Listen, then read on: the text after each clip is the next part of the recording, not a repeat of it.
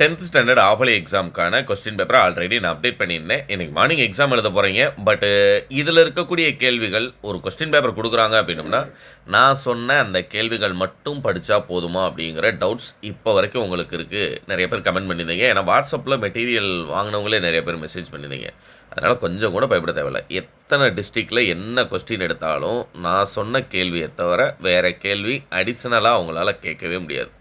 புரியுங்களா? வறுமையிலும் படிப்பின் மீது நாட்டம் கொண்டு வருமா போசி, சரையுவாறு பாயும் இடங்கள், அவயம் சிறு குறிப்பு வரைக, சொல்வளத்தை உணர்த்தும் நெல் வகைகளுடைய பெயர்கள். புரியுங்களா? என்ன சார் மொத்தம் 30 இருந்துச்சு, மொத்தம் 10 தான் கொடுத்தீங்க. 10 தான், அது போதும், அவ்வளோதான். ஏன்னா எழுத வேண்டியது நீங்கள் 2 தான் எக்ஸாமில். 2 8 எழுத வேண்டியது. அதில் 1 விடைக்கேற்ற வினா அமைத்தல் வந்துடுது, 1 மனப்பாட பாடல். பேலன்ஸ் 2 எழுதுறதுக்கு நான் கொடுத்தது 10 கேள்வியே உங்களுக்கு போதுமானது. அதே மாதிரி தான் கீழே மொழித்திறன் பயிற்சியிலையும் ஒரு பானை, விருந்தும் மருந்தும், இரு சொற்களை ஒரே தொடரில் அமைத்து எழுதுதல், இயற்கை செயற்கை, விதி வீதி, அதுமாதிரி பலகை என்பதனை தொடர்மொழியாகவும், பழம் கூட்டு,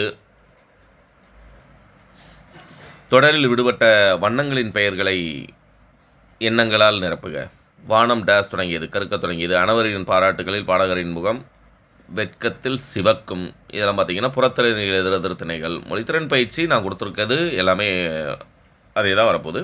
அதுமாதிரி இதுலேயும் உங்களுக்கு ஃபஸ்ட்டு 3 யூனிட்டில் சொன்னேன் இல்லையா, புளியங்கன்று ஆழமாக நடப்பட்டுள்ளது, அது ஒன்று படிச்சுக்கோங்க. 2வது யூனிட்டில் அதுமாதிரி நான் சொன்ன அந்த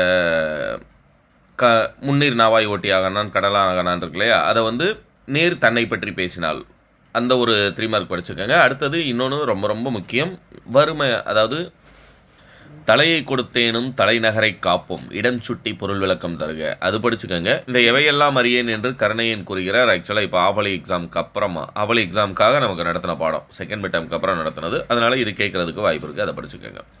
மற்றபடி உங்களுக்கு இதில் பார்த்தீங்க அப்படின்னம்னா, உங்களுக்கு செயலில் 3 மார்க் அட்டன் பண்ணுறதுக்கு தமிழெண்ணெயை வாழ்த்துவதற்கான காரணம் இயல் 1, இடைக்காடனார் புலவருக்கு சிறப்பு செய்தது ஏன், இதுபோக செங்கியூரை ஆடிய நயம், அது ஒரு 3 மார்க் இருக்குது, அது கேட்குறதுக்கு வாய்ப்பு இருக்குது. ஏன்னா அது கொஞ்சம் பெருசு அப்படிங்கிறனால. அதுமாதிரி மனப்பாட பாடலை பொறுத்த வரைக்கும் ஃபஸ்ட் யூனிட்டில் அன்னை மொழி அழகார்ந்த செந்தமிழை படிச்சுக்கோங்க. மாற்றம் எனது மானிட தத்துவம், இது 1, தூசும் துயிரும் ஆரமும் மகிழும், சிலப்பதிகாரம். இதுபோக அடிஷனலாக கம்பராமாயணத்தில் இருக்கக்கூடிய 2 பாடல், வெய்யோனி தன்மேனியின் அதுவும் தண்டலை மயில்களாட, அதுவும் படிச்சிருந்தீங்க அப்படின்னா மனப்பாட பாடல் எழுதிடலாம். அதுமாதிரி லாஸ்ட்டு நெடுவினா நான் சொன்னது தான், நாட்டு விழாக்கள், விடுதலை போராட்ட வரலாறு, நாட்டு வளமும் சொல்வளமும், பிச்சை புகினும் கற்கை நன்றி, மேரியிடமிருந்து பறிக்கப்பட்ட புத்தகம், அன்னமையா கேட்டிருக்காங்க. புயலிலே ஒரு தோணி, அன்னமையா, பிரம்மம், போதுமானது. அதுமாதிரி சான்றோர் வளர்த்த தமிழ், லாஸ்ட்டில் 2 சொல்கிறேன். சான்றோர் வளர்த்த தமிழும் சாலை பாதுகாப்பு ஆக்சுவலாக பப்ளிக் எக்ஸாமில் கேட்டது, அதனால் ஒரு சில டிஸ்ட்ரிக்டில் கேட்குறதுக்கு வாய்ப்பு இருக்குது அப்படிங்கிறத சொல்லியிருந்தேன்.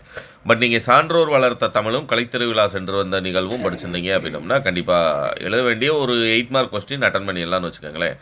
ஆக்சுவலாக அட்டன் பண்ணிடலாம் அப்படின்னம்னா இப்போ ஆஃபலி எக்ஸாம் கிடையாது, பப்ளிக் எக்ஸாம் வரைக்குமே நீங்கள் அட்டன் பண்ணிடலாம்.